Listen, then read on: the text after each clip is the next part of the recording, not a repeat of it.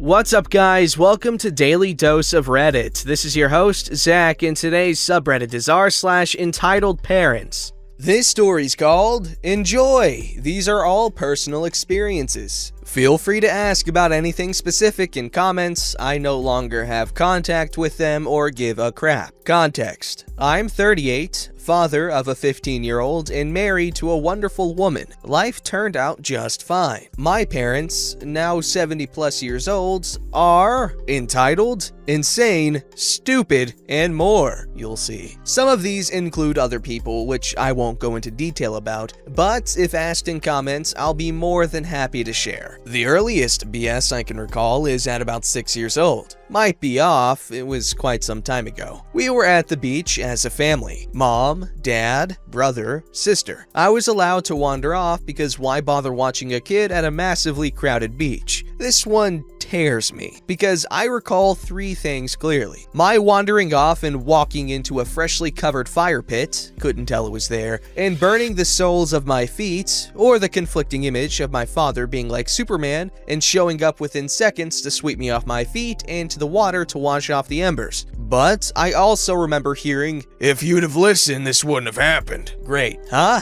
Around 7 or 8 years old, my father beat me with a leather belt for refusing to sing along to a song in the car ride home from a road trip. Hell of a way to encourage someone with talent, right? Throughout my youth, several things would occur that they'd ignore, blame me for, or better yet, pretend never happened. These include my brother beating me, bouncing my head on the floor, black belt martial arts with anger issues he was/is, choking me to almost blacking out, using me as a punching bag unwillingly. I remember he'd force me to lay down and then jump up and down with his body weight, 4 years older than me, on my gut. My parents would just say play nice, regardless of the bruises and pain. Elementary school was constant bullying, pestering, beatings, and ridicule. Nobody at home gave a damn. They'd just tell me to try harder to make friends. Were there times where, let's say, my brother would say he'd have my back if needed? Yeah.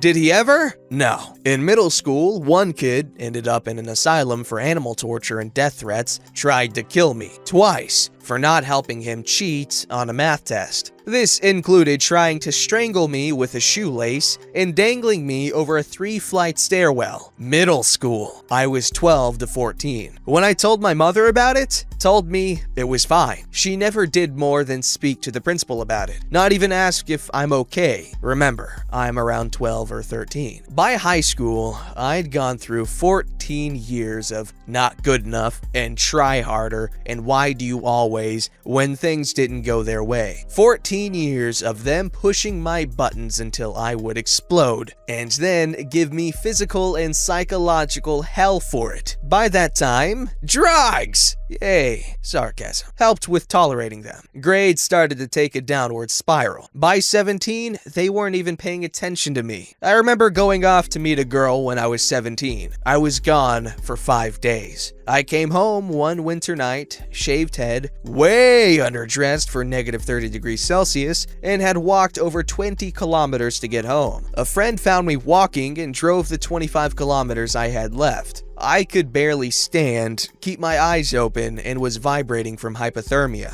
Mom's reaction when her frozen 17-year-old son showed up in the middle of February in a cold snap? "Oh, it's you!" and went to bed. Next day, I got a tongue lashing about waking her up in the middle of the night. Later that year, I was offered to go finish school in a private Catholic institution across the country in Saskatchewan. It no longer exists as a private school, but now a public institution with heavy religious bias. Good weed though. So I was deported to a boarding school to live in the same town as my sister who graduated when I was 12 and left that same year. Almost zero contact in 5 years. Now I'm being told remotely by my parents that I'm a screw-up, while being told the same by a sister who never gave a crap about me and knows absolutely less than crap about me. When that cluster love finished and I got to leave and be on my own, things weren't better. No decisions I'd make were good enough, but they'd never have suggestions. It was always easier to call me a screw-up or see me as one, rather than just be helpful parents. Skip a few years of massive drug and alcohol abuse, plus one almost loss of life requiring emergency surgery to remove my gallbladder, I'm 22 and now have a son with a woman who betrayed me. My parents blame me, love her. They do everything they can to appear the ideal grandparents while allowing me to suffer by how the mother mistreats me. I spent 10 years fighting to become clean, sober, and build a relationship with my son. Went back to school in 2004 and got a post-secondary education, small but better than none. Built myself back up day by day and beat my demons. No more drinking or drugs, other than weed for focus. Over the years, my brain has started working overtime,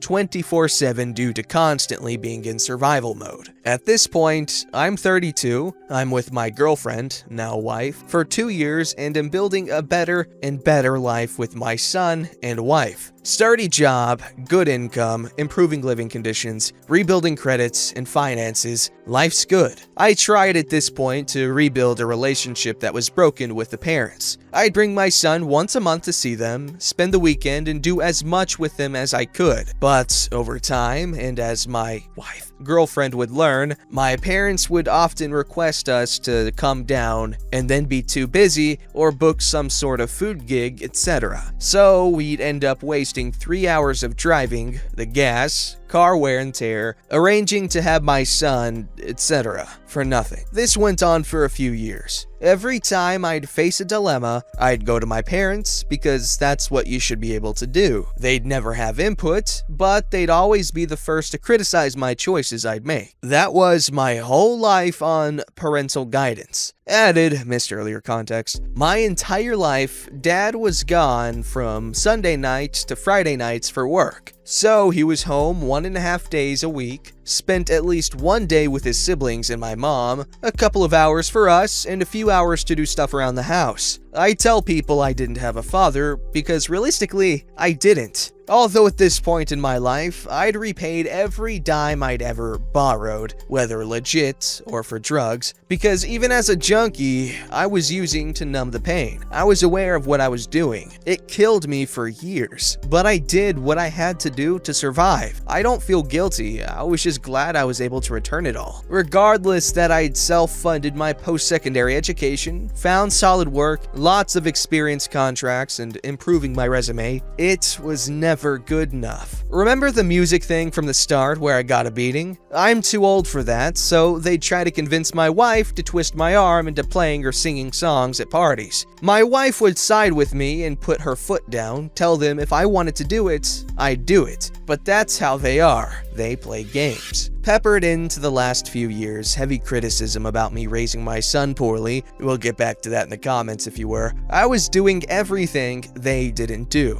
My son is currently 15. I can tell you they've willingly taken him with them twice, other than an ice cream trip as a toddler his whole life. They've called him less than 10 times. Presents? Sure. Can't appear completely careless, but he knows next to nothing about them, other than Grandma makes good food and Grampy is mean. Great memories to have, huh? Late last year, I confronted them about using me, again, because they'd come visit us, only because they were in town to see Costco. I confronted my sister for calling to ask to visit when I haven't even had a call from her in 3 years. Same with my brother, who last I'd heard from, came by for a shower after work because he was locked out of his hotel and didn't bother staying more than 10 minutes to talk. Long argument short, ironic for the post, right? I'm selfish for wanting them to stop using me. I'm not thankful enough for what they did, even if they imagine things they did. Can elaborate if you ask in comments. I'm killing my mother by hurting her from wanting to cut ties. All I can see is the bad they did. I can't see that they accepted to pay for summer camp. I'm a monster for saying the things I said to them, regardless how true. They would rather lose a child than just say, okay, we'll stop using you as a pit stop. Welcome to a very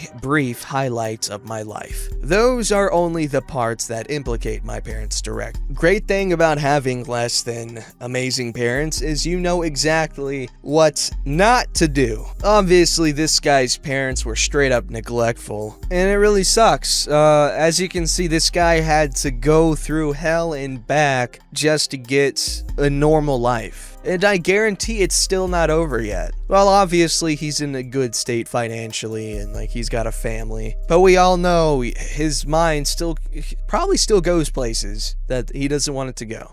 This story's called, My Mom Demands to Have Everything, Including Me and My Siblings. My dad wanted to divorce my mom because they just aren't getting along. My dad had gotten very depressed and stressed because my mom is demanding and always wants sex. Okay, freeze frame. Now I get these are people's real problems, but I'm curious as to know how you know your mom is an info. Anyways, she actually forced him to go to the same doctor she had so she would get intel on everything he told the doctor. She told him that something was wrong with him and he should give her sex even if he doesn't want to. You see, my mom is an extreme feminist and also an extreme entitled bimbo. Man, this is a loaded freaking post. She thinks that because she is a woman that she gets to boss my dad around. But I don't agree with that, and neither does my dad. The day my dad told my mom that he wanted a divorce, she quite literally threw a fit. She didn't go to work, she played the victim. If she did go to work, she would come home in the middle of the day. I stood up for my dad one time because my mom said that my dad should be paying attention to her and not teaching karate, which was the main thing that was keeping us stable. I argued with her, and one of her best friends beside her said, "Well, you're going to be a more forgiving wife." No, men can have hobbies as well as you can. This was all going on in the middle of them trying to get a divorce. My mom constantly told all of her friends that she was going to get the kids and my dad wasn't. As soon as I heard this, I hatched a plan. This is gonna sound bimbo-y. I tried my hardest to convince my 7-year-old brother to choose my dad rather than my mom, and I tried my hardest to convince my 13-year-old sister as well. I would be scared and pissed if my mom got them. Mainly because she doesn't know how to be a parent. She doesn't make healthy dinners for us. She doesn't know how to handle money. She's manipulative as hell. My sister sided with my mom, which broke me, and my brother chose my dad. I think it was because he knew I was going with dad. My little brother has told me before that he wishes I was his mom, and he still does, which is something I never wanted to hear, but it was something that would change how I look at my mom forever. The absolute entitled part of all of this is that my mom believes that because she is a mom, that she deserves me and my siblings. She puts her problems above my dad's and my siblings above hers because she is the mom and she's the adult woman of the house. I never thought of my mom as a selfish person until my mom was talking to me about my dad, and she asked a question that I genuinely didn't understand. She asked me, "Why does dad seem so depressed and angry? His problems aren't even that serious. What do you think, OP?" I was thrown back, and after all that she's done to my dad, I finally let everything I held back on her. Maybe it's because the entire time that he's been trying to divorce you, you've been manipulative, selfish, fully convinced that you deserve the kids despite never making a healthy meal, turning everyone around you against him, and had made your own child wish I was his mother. She got mad and I went to bed. The thing that makes me beyond mad is that my mom eventually made my dad not file for divorce, and she's been even worse than she was before. My dad is even more depressed and sad and angry. My brother is lonely, and my sister is fully convinced that my dad is a jerk and the bad parent. My mom is still fully convinced that my dad has to do everything while she sits around getting drunk and cheating on my dad with her clients at work. I'm at my breaking point as well. I have been trying to take care of my brother and sister at the same time while my dad gives my mom attention. Next year, I'll be graduating and going to college. In a couple of days, my mom is moving all of us 6 hours away from everything that has kept me and my dad sane. I plan on cutting her off completely and only keeping contact with people I know won't tear me down or take my money. My mom has told me many times that once I get a job and go to college, that I have to send her money for everything she's done for me, which is nothing. I can no longer say that I love my mom, and I can't keep pretending that I do, because I don't and I won't. This entire situation keeps getting worse because my dad is trying his hardest to please my mom so she doesn't lash out on me and my siblings while I'm also taking care of my siblings. If you're ever in a situation like this, I just want you to know that you do deserve better and that no one is entitled to you or your money. This story's called, So What? I Left You to Die. I Still Deserve Your Money? Hey guys, I hope everyone is safe at home. Is that a threat? Not my story. I read about it in our local newspaper years ago. It was quite a well-known story at that time. An elderly doctor couple with no children came to know about a newborn baby girl whom someone had left in a waste dump. The baby was about to die. They took her to the hospital and then formally adopted her. Years later, the girl herself became a doctor and earned good money. An old, poor couple came to the girl claiming to be her biological parents and demanded that she give them money as they didn't have any means to provide for themselves. The girl didn't believe them, but after DNA tests, it was proven that they were indeed her biological parents. How they knew wasn't mentioned in the article. The couple kept demanding money from her, saying as she was their daughter, it was her responsibility to look after them in their old age. When the girl asked them why they left her to die, they tried to justify their actions and said that if they hadn't left her there, she wouldn't have so much money right now. It was because of them she had money, and so they deserved some of it. They wanted money as their other kids, sons mostly, either didn't earn or didn't want to take care of them. When the girl refused, they threatened to go to court against her. In retaliation, she sued them for abandonment and a few other charges. There was no follow-up article, so I don't know what happened to the girl or those pathetic excuses for human beings. So their logic is if we didn't abandon you, then you wouldn't be where you are right now. Okay, sound logic, right? Because it is technically true. However, unless they are clairvoyant, then how would they have known? Obviously, that's a very obvious gap in the logic, and I probably didn't need to point it out, but I did, because commentary. Don't forget to like, subscribe, and hit that bell to never miss an episode.